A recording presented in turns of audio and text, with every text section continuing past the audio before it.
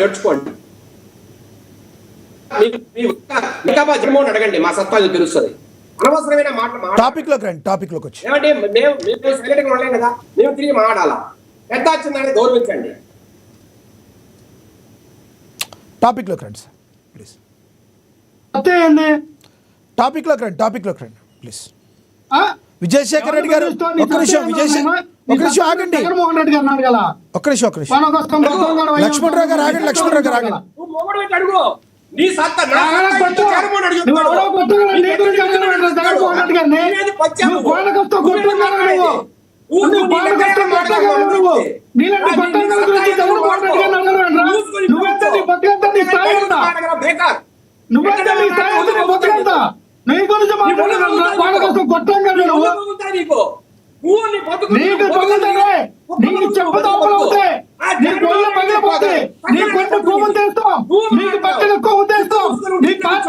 వ్యక్తిగతంగా మాట్లాడకండి. లక్ష్మణరావు గారు, విజయశేఖర్ రెడ్డి గారు, లక్ష్మణరావు గారు ఆగండి. ఇది విజయశేఖర్ రెడ్డి గారి టైము. విజయశేఖర్ రెడ్డి గారు ఒక్కసారి ఒకళ్ళు మ్యూట్ చేయండి. వైసీపీ ఆయన మ్యూట్ చేయండి. నేను మాట్లాడతాను ప్లీజ్. దయచేసి వైసీపీ ఆయన మ్యూట్ చేయండి. ఏమండి విజయశేఖర్ రెడ్డి గారు, దయచేసి విజయశేఖర్ రెడ్డి గారు ప్లీజ్. సవాళ్ళు ప్రతి సవాళ్ళు టైం కాదు. దయచేసి విజయశేఖర్ రెడ్డి గారు దాన్ని అక్కడితో వదిలేయండి. విజయశేఖర్ రెడ్డి గారు నేను ఆయన్ని మ్యూట్ చేశాను. దయచేసి కోపాన్ని కంట్రోల్లో చేసుకుని టాపిక్ లోకి రండి ప్లీజ్. నేను రిక్వెస్ట్ చేస్తున్నాను, టాపిక్ లోకి రండి దయచేసి. ఆయన మ్యూట్ చేశాను, టాపిక్ లోకి రండి ప్లీజ్. దయచేసి రండి, సబ్జెక్ట్ డివేట్ అయిపోతుంది ప్లీజ్. టాపిక్ లోకి వచ్చి మాట్లాడండి విజయశేఖర్ రెడ్డి గారు ప్లీజ్. ఇప్పుడు దేని నాని గారు ఒక మాట అన్నారు, పవన్ కళ్యాణ్ ఎవరు అని. ఆన్సర్ చెప్తాను. ఎవరు దెబ్బ కొడితే దెబ్బ తిరిగి మైండ్ బ్లాంక్ అయ్యి 151 నుంచి పలకటి చెరుకు వచ్చాయో ఆయన పవన్ కళ్యాణ్. అట్లా పేరు చెబితే వైసీపీలో ప్రముఖమైన నాయకులు పవన్ కళ్యాణ్ గారిని అడ్డంగా తిప్పినోళ్ళు, రకరకాల మాటలు మాడినోళ్ళు, కనీసం అసెంబ్లీ గేట్ కూడా తాగలేకపోయారు, వారే పవన్ కళ్యాణ్. అట్లాగే ఎవరి పేరు చెబితే ఈ రోజు వీళ్ళ నాయకుడు జగన్మోహన్ రెడ్డి గారికి కనీసం ప్రతిపక్ష హోదా రాలేదు, వారే పవన్ కళ్యాణ్. ఈ రోజు 30 సంవత్సరాలు నేను సీఎం గా ఉంటా, నాకు ఎదురు లేదని విర్రవీగిన జగన్మోహన్ రెడ్డి గారిని ఇంట్లో బెంగళూరు ప్యాలెస్ లో కూర్చోబెట్టిన వ్యక్తి పవన్ కళ్యాణ్ గారు. ఇట్లా చెప్పుకుంటూ పోతే ఈ రోజు రాజకీయంగా ఎదుర్కోలేక పవన్ కళ్యాణ్ గారిని కాపులకి మిగతా వారికి మధ్య గలాటాలు పెట్టి కులాల కుంపట్టు రాజేసి అలిగాల్చుకోవడానికి ప్రయత్నిస్తున్నప్పుడు ఎవరికి అగెనిస్ట్ గా ఈ పనులు చేస్తున్నారు వారే పవన్ కళ్యాణ్. ఇట్లా చెప్పుకుంటూ పోతే అండి ఈరోజు సరిపోదండి పవన్ కళ్యాణ్ గారి గురించి. దేని నాని ఎక్కడ, పవన్ కళ్యాణ్ గారు ఎక్కడ, ఏమన్నా మాటలా? కనీసం ఏమిటి ఆడవారిని ముందు పెట్టి ఏమైనా బిజినెస్ చేసి కోట్ల రూపాయలు డబ్బు కొట్టేసి మచిలీపట్నం అంతా అవినీతిమయం చేసిన దేని నాని గారికి మాట్లాడే హక్కు ఉందా? కేవలం ఒక కుల ప్రాతిపదికన ఆయన నుంచి డిబేట్ లో కూర్చోబెట్టి పవన్ కళ్యాణ్ గారిని తిట్టించడం న్యాయమా? నిజంగా ఆయన అంత గొప్ప వ్యక్తి భార్య పేరుతో బిజినెస్ చేస్తూ కోట్ల రూపాయలు కొల్లగొట్టి ఏమండి ఈ రోజు చంద్రబాబు నాయుడు గారు అనుకున్నా, పవన్ కళ్యాణ్ అనుకున్నా పేరు నాని గారి సతీమణి ఈ రోజు జైల్లో ఉండాల్సిన పరిస్థితి. కానీ ఆడవారు గౌరవించాలని చెప్పి ఈ రోజు వదిలేశారు. ఇలాంటి బతుకుతున్న పేరు నాని గారికి అసలు జగన్మోహన్ పవన్ కళ్యాణ్ గారు మాట అత్యాకరణ. రెండో మాట, నిన్న పవన్ కళ్యాణ్ గారు కావచ్చు, చంద్రబాబు నాయుడు గారు కావచ్చు, సూటి ప్రశ్నలు అడిగారండి. నేను అవే అడుగుతా సింపుల్ గా. ఇప్పుడు మీరు అంటున్నారు కదా, అయోధ్యకు 1,00,000 లడ్డూల్లో 2 టీడీ బోర్డు మెంబర్లు శ్రేష్టమైన నెయ్యిని పంపించారు, అవి వాడామని. శ్రేష్టమైన నెయ్యిని పంపించినట్టు మీ దగ్గర ఏదైనా రసీదులు ఉన్నాయా? ఎందుకు నెయ్యిని మాత్రమే పంపించారు, మిగతా పదార్థాలను ఎందుకు పంపలేదు? ఇప్పుడు ఎవరైనా లడ్డు తయారు చేసి పంపాలా అనుకున్నప్పుడు నెయ్యితో పాటు అన్ని పదార్థాలను కూడా సరఫరా చేస్తారు.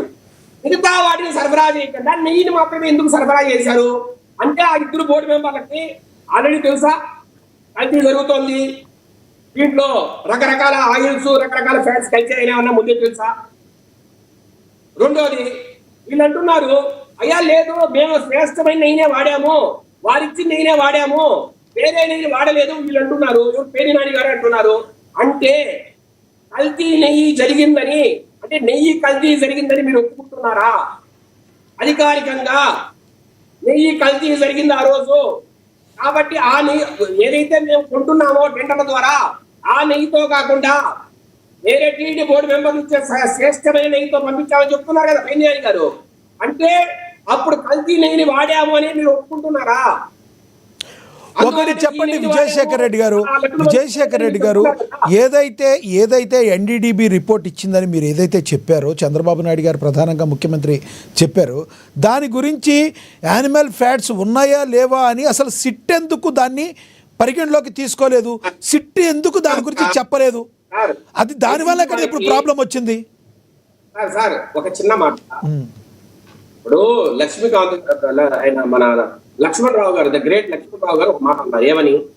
జూలై 2024లో 4 ట్యాంకులు పైకి వచ్చాయి, అవి కల్తీ నెయ్యి అని అన్నారు. ఆ 4 ట్యాంకర్లను మేము ఎన్డీడీబీకి పంపించాం. పంపిస్తే దాంట్లో వెజిటబుల్ ఆయిల్స్, అనిమల్ ఫ్యాట్స్ ఉన్నాయని చెప్పిన మాట వాస్తవం. కింద కొన్ని డిస్క్లైమర్స్ ఇచ్చారండి. ఏమని ఇచ్చారు డిస్క్లైమర్స్? అయ్యా కోర్టుకు ఒకవేళ మీరు సమర్పించాల్సి వస్తే ఇది కోర్టుకు సమర్పించిన డాక్యుమెంట్ కాదని చెప్పారు.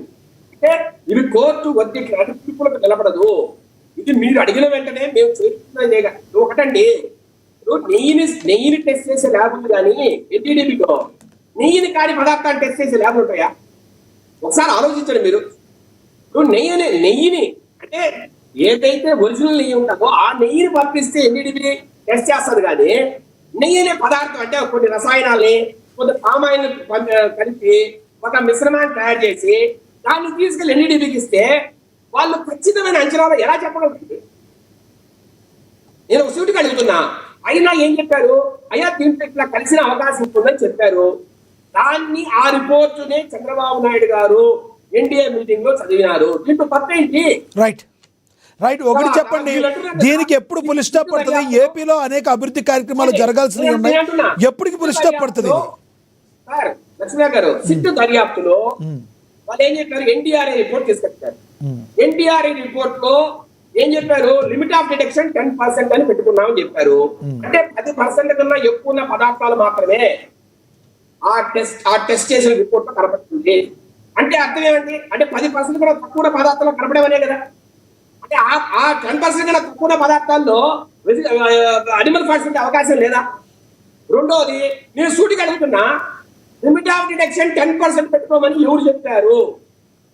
ఎందుకు పెట్టారు? రెండోది, ఎన్డీడీబీ రిపోర్ట్ కనపడిన వెజిటబుల్ ఆయిల్స్ ఏమో ఎన్డీఆర్ఐ కనపడతాయి, అదే ఎన్డీడీబీ రిపోర్ట్ కనపడిన అనిమల్ ఫ్యాట్స్ ఏమో ఎన్డీఆర్ఐ.